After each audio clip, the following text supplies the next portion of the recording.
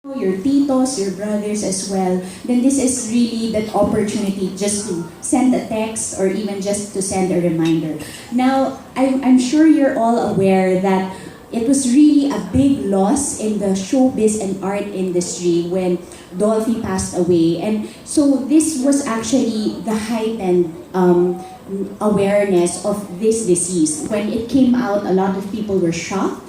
And marami talagang nabigo that this happened to, of course, the comedy king. But what's wonderful about this whole experience is that even his sons are really passing on the legacy of building the awareness. I think that is something, that's sort of a gift that they can give to the Filipino people, especially since he was an icon, he was a public figure. So this is sort of the gift of the family to sort of tell you, you know what, it happened to us, it was very painful, but we would like to help your family. So I guess without further ado, let's just hear it from the man himself. We have Mr. Eppie joining us here. To strip naked, but to show you the hashtag. Yes, so that just like what Eppie was mentioning, you know, in the video, it's really a statement, diba? It's more than just this disease, but it's really about your loved ones. Well, when they approached us for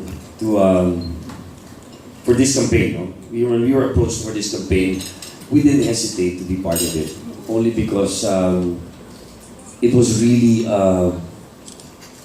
when people ask me what's the memorable moments with you and your dad, so it was actually in the hospital because it was really terrible watching someone who is as sharp as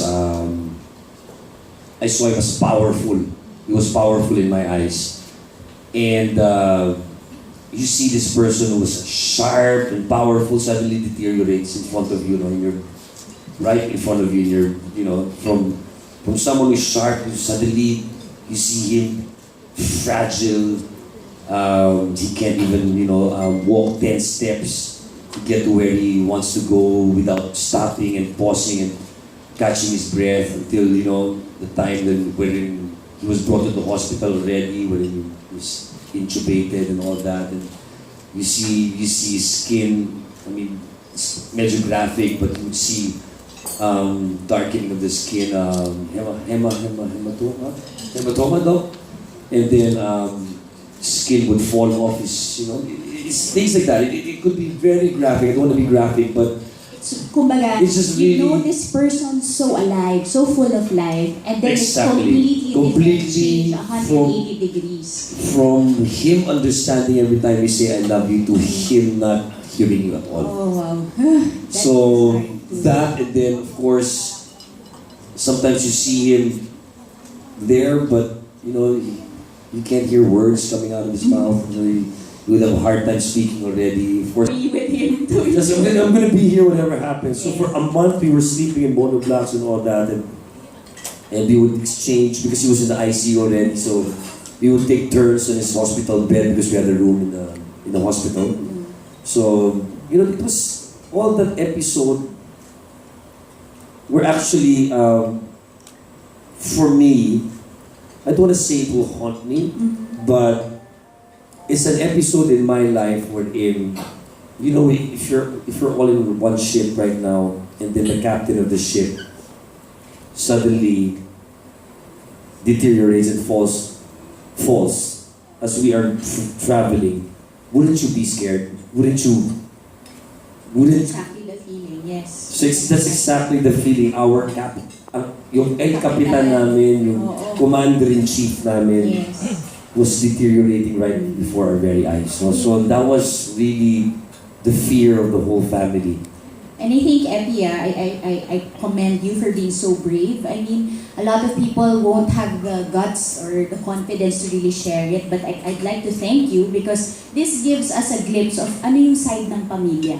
When you hear him share it, I mean, you think of him as a celebrity, maybe everyone sees you, ande, perfect yung buhay mo. But just seeing how human it is, that it is a common denominator, na walang pinipili talaga, na this can happen to your family, and the pain, the ups and downs, the puyatan, this all happen. COPD, correct me if I'm wrong, Doc, but this is what I know. This is a very fast progression. Kumbaga, okay siya ngayon, nakakausap-usap na, Biglang iba na. Oo. It's very fast, it's very quick. Of course, in my family, we rarely see each other in a week. Probably we'll see each other in the weekends. No? So there's a gap of 5 days for me without seeing my father. Then you see him the weekend. Parang, bakit biglang ganun yung condition ni Daddy? Okay naman siya a few days before. So it's really fast. Like what you said, like a powerful man, you know, in a sense, his presence was there, and all of a sudden, just because of the physicality of this disease, di ba? Parang it robbed him of Actually, that this spirit. video, ayoko na umiyak yun. Tutuloy ako kasi, magaling ako tutuloy. Grabe naman yung video. Hindi kasi, ako naman, every time I had a problem, whatever, it's just really my father. I call my father. Every time I hear his voice, hello pa lang, okay na. May kakampi ko. Diba? He's there. My father's there. My commander-in-chief is there. The captain of the ship is there. And he can bail me out any day.